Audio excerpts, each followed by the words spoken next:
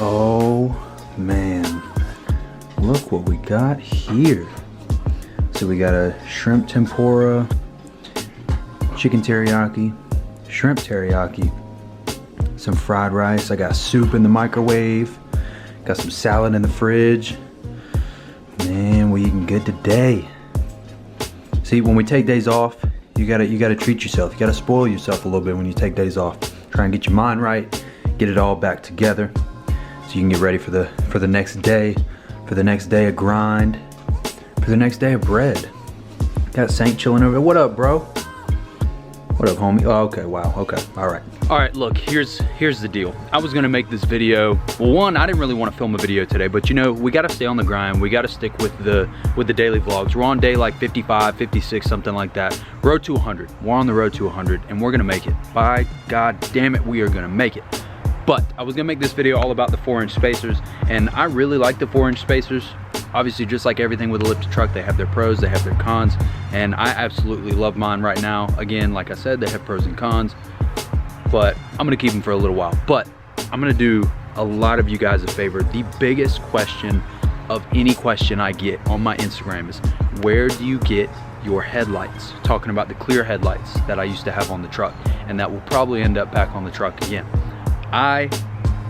On the last video, when I installed the other headlights that I have in currently, 2 people dropped the link below to the closest headlights that I've ever found after. So let me tell you guys the story. So I went and I was ready to buy some headlights. I wanted some new headlights. I went online, I Googled 2014 Silverado clear headlight housings. That's what I Googled. I found on some third-party website, the clear factory housings, 200 bucks, 250 bucks, something like that. Bam, bought them, done, right? And now they've become this icon, this, you know, nobody can ever find them, blah, blah, blah. They're either sold out, nobody can find them, whatever the case is.